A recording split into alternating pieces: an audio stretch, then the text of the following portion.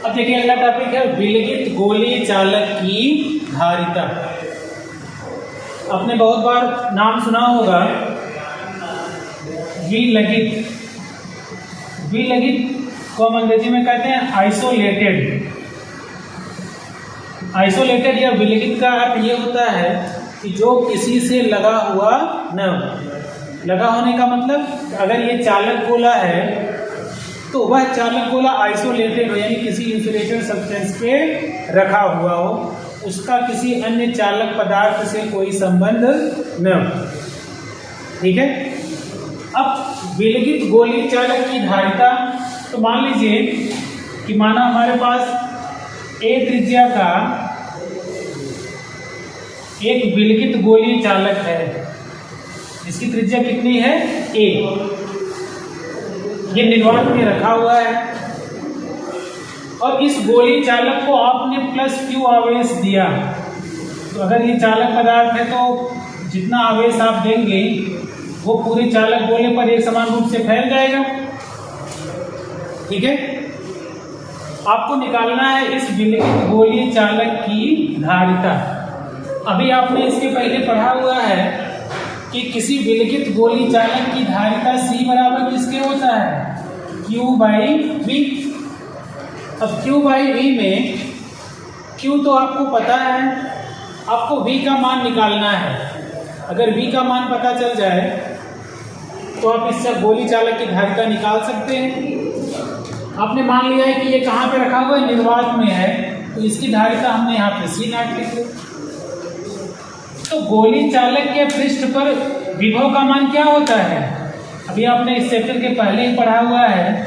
गोलीय पृष्ठ पर विभव V बराबर होता है 1/4πε0 Q/A, जहाँ A क्या है, इस गोली कोश की गोली चालक की त्रिज्या है। तो ये विभव का मान हो गया। तो गोली कोश की धारिता C0 किसके बराबर हो गया, ये Q/V है। तो Q की जगह Q रहने दीजिए, V की जगह क्या लिख लीजिए 1/4πε0 Q/A। Q से Q कैंसिल, आपको मिल जाएगा C0 = 4πε0A। अब यहां से एक इंपॉर्टेंट कंक्लूजन निकल के आता है कि गोली चालक की धारिता त्रिज्या के अनुक्रमानुपाती है। यहाँ पे 4B कांस्टेंट, पाई और इप्सिलॉन तीनों कांस्टेंट हैं। ये तो सिर्फ मैथमेटिकल डेरिवेशन है। फिजिक्स में आपको बस यही समझना है कि किसी भी गोली चालक की धारिता उसकी त्रिज्या के अनुक्रमानुपाती होती है।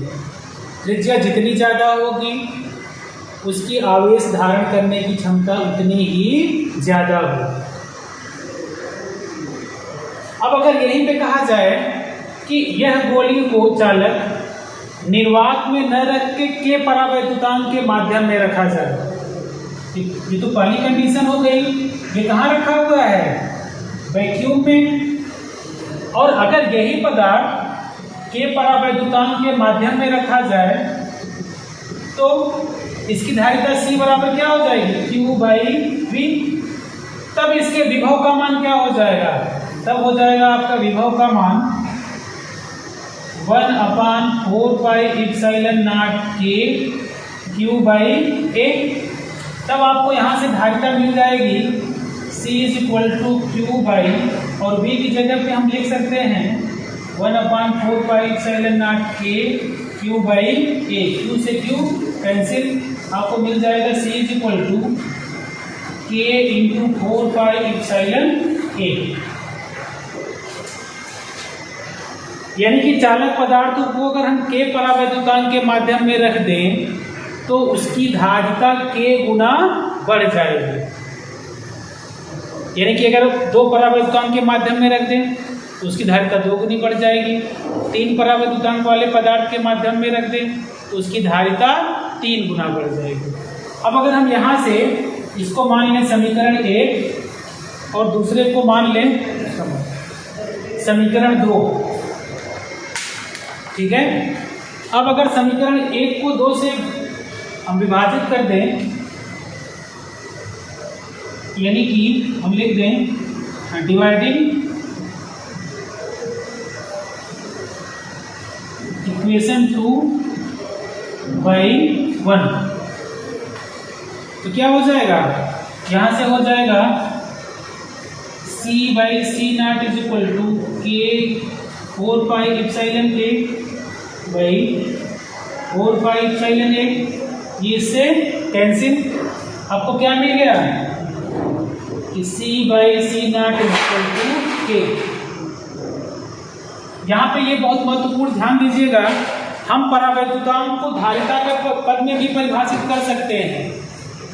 हम ये कह सकते हैं कि किसी परावैद्युत माध्यम में गोली चालक की धारिता और निर्वात में गोली चालक की धारिता के अनुपात को उस माध्यम का परावैद्युतांक कहते हैं।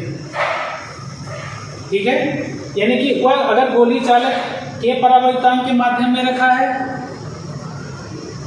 और दूसरा निर्वात में रखा है, और आपसे कह दे कि धारिता को परावैद्युतांक के पद में परिभाषित करिए, तो यहाँ से क्या मिला आपको कि c by C naught is equal to K, यानी कि उस माध्यम में धारिता और निर्वात में धारिता का अनुपात उस पदार्थ का परावैद्युतांक कहलाता है। इसी में अब अभी जो हमने इसके पहले आपसे डिस्कस किया था, आपसे पूछा जाता है कि क्या यह संभव है कि 1 फैरेड का गोली चालक बना लेना 1 फैरेड का गोली चालक बनाना संभव है कि नहीं। इसी प्रश्न को अलग अलग तरीके से पूछा जाता है कि जो भी आपका गोली चालक है, तो क्या ये संभव है कि हम ऐसा गोला बना लें, चालक गोला, जिसकी धारिता 1 फैरेड हो। अब आइए देखते हैं यही कि क्या 1 फैरेड का गोली चालक बनाना संभव है कि नहीं। तो मान लीजिए कि कोई हमने गोलक लिया, चालक गोलक लिया, जिसकी त्रिज्या क्या है, a है, या r ले लीजिए, r त्रिज्या का एक गोला है, चालक गोला।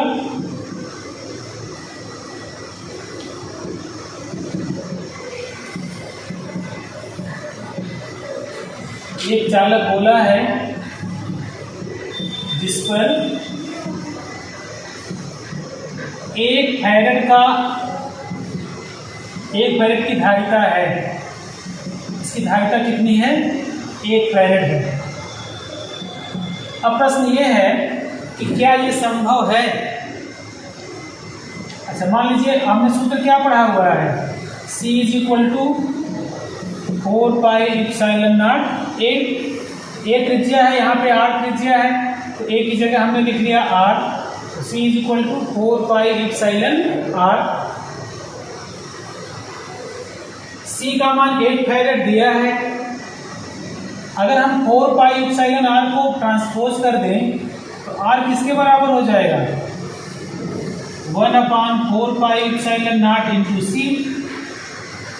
प्रश्न में C का मान 1 फैरेड दिया है और 1/4 पाई एप्सिलॉन का मान आप पढ़े हैं 9 × 10 घात 9, तो 9 × 10 घात 9, और C का मान कितना है, 1 फैरेड, तो R का मान कितना मिल गया, 9 × 10 की घात 9 मीटर।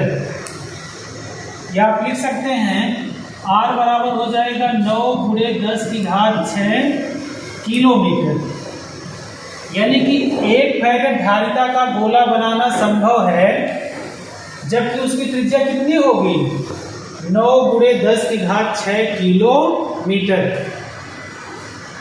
तो 9 × 10 घात 6 किलोमीटर का मतलब 9 लाख किलोमीटर।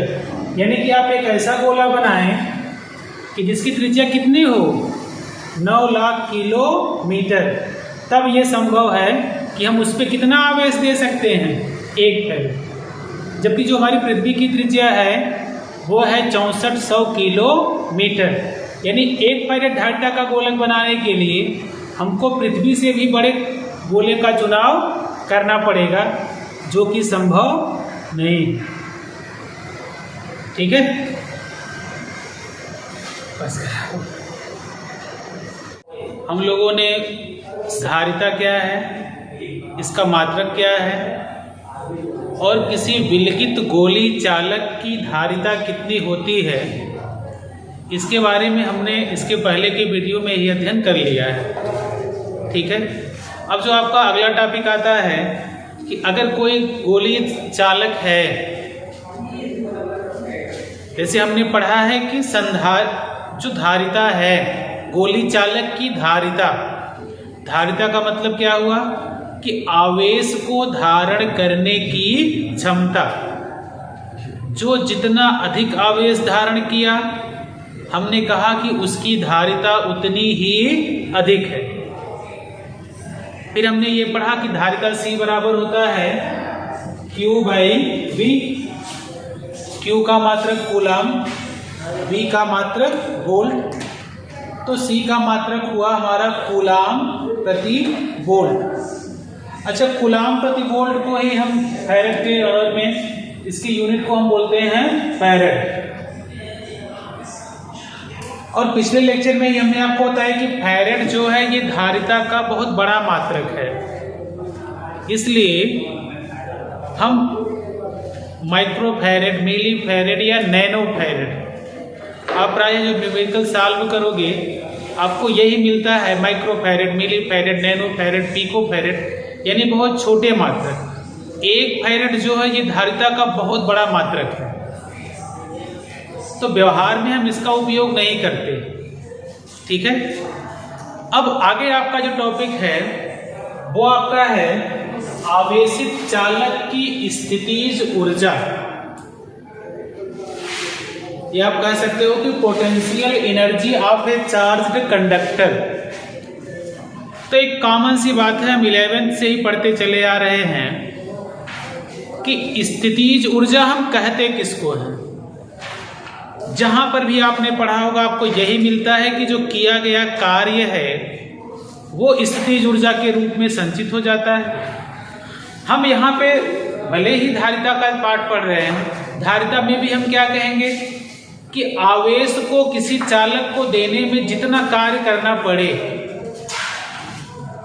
तो जितना वर्क डन होगा यहाँ भी कहा जाएगा कि वही किया गया कार्य ही उसमें स्थितिज ऊर्जा के रूप में संचित हो जाएगा। ठीक है। अब जैसे यहाँ पे इसको हल करने की दो विधियां हैं, एक तो सामान्य विधि है और एक आपकी अवकलन विधि है। हम दोनों विधियां आपको बताते हैं। देखिए, पहली विधि है, जैसे आपसे ये कहा जाए कि हमारे पास एक चालक है, कोई चालक है किसी भी आकार का है, मान लीजिए गोली चालक है। ठीक है। तो ये गोली चालक है, प्रारंभ में इस पे कोई आवेश नहीं है। अच्छा, कोई आवेश नहीं है तो विभव क्या है? शून्य है। तो इस गोली चालक का जो प्रारंभिक विभव है, इसका जो प्रारंभिक विभव है वो शून्य है। शून्य किस स्थिति में है? अभी हमने इस चालक गोले को कोई भी आवेश नहीं दिया। ठीक है। अच्छा, जैसे जैसे हम इसको आवेश देते जाएंगे इसका विभव बढ़ता जाएगा, यही ना? अरे भाई, हमने आपको पहले ही बताया था कि कोई आपके पास टंकी है, पानी की टंकी है, आप पानी की टंकी में पानी भरते जाएं तो पानी का तल क्या होगा? ऊपर उठता जाएगा। प्रारंभ में जब आपने पानी नहीं भरा है, बर्तन तो है, उसकी धारिता कुछ है, जैसे 100 लीटर की टंकी है, तो प्रारंभ में पानी की मात्रा क्या है? शून्य है। जैसे जैसे आप पानी भरते जाओगे उसका तल बढ़ता जाएगा।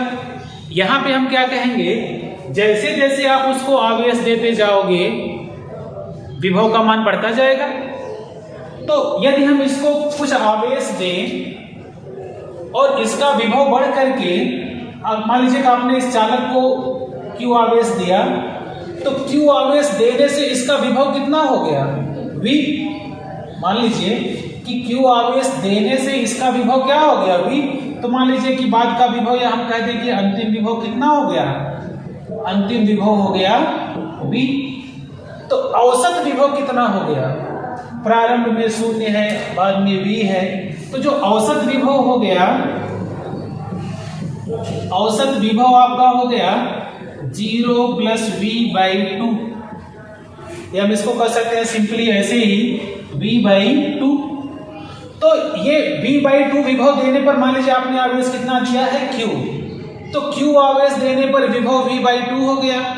इसके पहले ही चैप्टर में हमने पढ़ा हुआ है कि किया गया कार्य किसके बराबर होता है?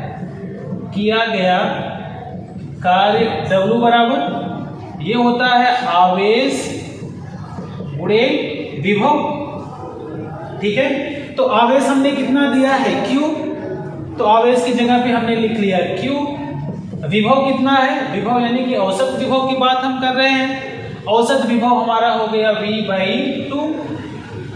तो यहां से अब हमको किया गया कार्य क्या मिल गया? W = 1/2qv। ठीक है, अब इसी को यही किया गया कार्य ही क्या है? स्थितिज ऊर्जा है। आप इसको लिख सकते हैं 12qv, या इसी पे फार्मूला आप चेंज कर सकते हैं। जैसे q बराबर होता है cv के, अगर हम इसी फार्मूले में q के स्थान पे cv लिख दें तो ऊर्जा का सूत्र क्या हो जाएगा?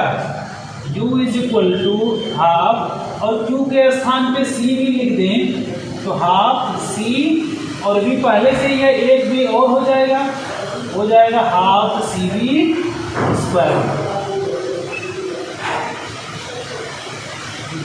तीसरा भी है, एक हुआ q बराबर cv अगर हम रख दिए, दूसरा क्या है? हम यहां से लिख सकते हैं v बराबर किसके? q/c। तो इसी फार्मूले में अगर हम v के स्थान पे क्या लिख दें? q/c,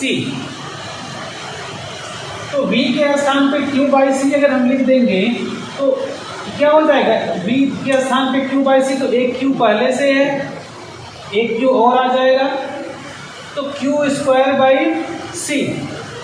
तब आपका हो जाएगा, अगर आप इस यहाँ पे रखते हैं तो आपको मिल जाएगा U = 12, ये तो है ही, Q और V की जगह q/c, तो q × q क्या हो गया? q²। तब आपको ऊर्जा का सूत्र मिल जाएगा U = 12q²c। जितनी तरह की ऊर्जा है सबका मात्रक क्या होता है? जूल।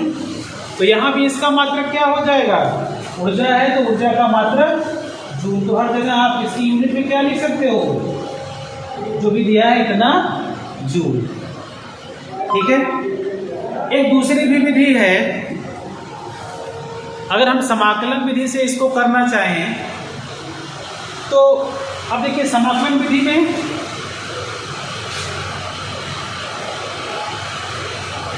देखिए, अगर हम इसको समाकलन विधि से हल करना चाहें,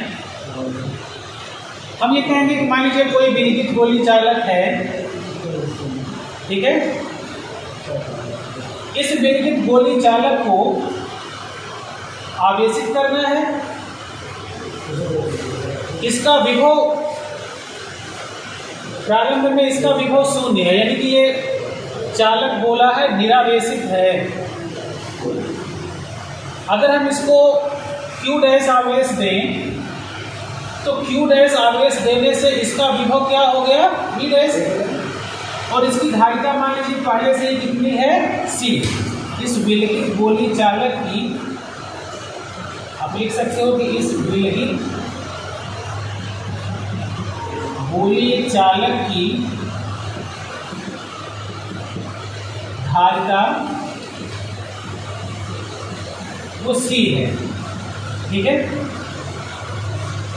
प्रारंभ में अगर आप इसको आवेश दोगे, मान लीजिए आपने इसको Q' आवेश दिया, Q' आवेश देने से इसका विभव हो गया V'। तो हम फार्मूला लिख सकते हैं कि Q' किसके बराबर है? CV', या V' किसके बराबर हो जाएगा? Q'/C। ठीक है, अब इस स्थिति से अगर हम इसको थोड़ा सा भी और आवेश देंगे तो चूंकि इस पे पहले से ही आवेश है, आप और आवेश ले आओगे तो ये इसको प्रतिकर्षित करेगा, उस बल के विरुद्ध आप कार्य करोगे, जितना कार्य करोगे वही इस पे भी क्या कहलाएगी, इस गोलीय चालक की स्थितिज ऊर्जा। तो अब मान लीजिए कि इसको आपने अल्प आवेश dq दिया, तो सूक्ष्म आवेश dq, तो सूक्ष्म आवेश dq देने में जो किया गया कार्य है वो कितना है, dw। तो अगर सूक्ष्म आवेश आप लिख सकते हो कि सूक्ष्म आवेश dq देने में किया गया कार्य dw बराबर किसके हो जाएगा, v डैश इंटू dq। ठीक है। अब अगर हम कह दें कि इसको हमने q आवेश दिया प्रारंभ, ये तो अल्प आवेश dq देने में किया गया कार्य निकल गया, और अगर आपसे पूछा जाए कि 0 प्रारंभ से अंत तक यानी q आवेश देने में कितना किया गया कार्य आपको निकालना हो, तो हम क्या करेंगे, कुल किया गया कार्य, या अब लिखा जाए कि गोलीय चालक को q आवेश देने में किया गया कार्य, तो कुल किया गया कार्य W किसके बराबर हो जाएगा, हम इंटीग्रेट कर दें, कहां से कहां तक, 0 टू Q, किसका, V डैश dq का, V डैश dq, और V डैश किसके बराबर है, Q डैश बाई C। अब अगली लाइन में इसको लिख सकते हो 0 to Q dash by C dq। यहां से 1/c तो कांस्टेंट है, ठीक है, 1/c को आप बाहर निकाल सकते हो। अब देखिए इसके आगे आप अगर इसको फिर से लिखें, ये आपका हो गया W is equal to 1/c, c को बाहर निकाल लीजिए, इंटीग्रेशन 0 टू Q क्या है, Q डैश dq। अब ये क्या हो जाएगा, 1/c dq, q डैश का करोगे तो आपको मिल जाएगा q dash square by 2 limit 0 to q, और ये आपको मिल जाएगा, एक बार आप अपर लिमिट रखोगे, एक बार लोअर लिमिट, तो आपको मिल जाएगा 1/2c q स्क्वायर माइनस 0, ये आपको मिल जाएगा u is equal to 1/2 q square by c। ये आपका हो गया चालक को, गोली चालक को आवेशित करने में किया गया कार्य, और यही कार्य उसमें किस रूप में संचित हो जाती है, स्थितिज ऊर्जा के रूप में। इसी को आप जैसे इसके पहले वाले फार्मूले में आपने किया है, हम Q की जगह C भी लिख सकते हैं। जैसे एक फार्मूला आपका यहाँ पे हो गया U is equal to 1/2 Q square by C। दूसरा क्या हो सकता है, हम Q की जगह लिख लें C भी। अगर हम Q की जगह C भी लिख दें तो एक C से C कट जाएगा, आपको मिल जाएगा U is equal to half CV square. या तीसरा आप यहाँ से परिवर्तन करना चाहें, V की जगह लिख दें Q बाई C, ठीक है, तब आपको पहला फार्मूला मिल जाएगा हाफ QV। ठीक है, तो ये दोनों विधियां हैं किसी गोली, या यहाँ पे हमने गोली चालक ही लिया है, ये फार्मूला किसी भी आकार के चालकों के लिए सही है, वो चाहे गोली चालक संधारित्र हो, चाहे समांतर प्लेट संधारित्र हो, बेलनाकार संधारित्र, जितने भी तरह के संधारित्र हैं सबकी ऊर्जा के लिए यही सूत्र है। ठीक है।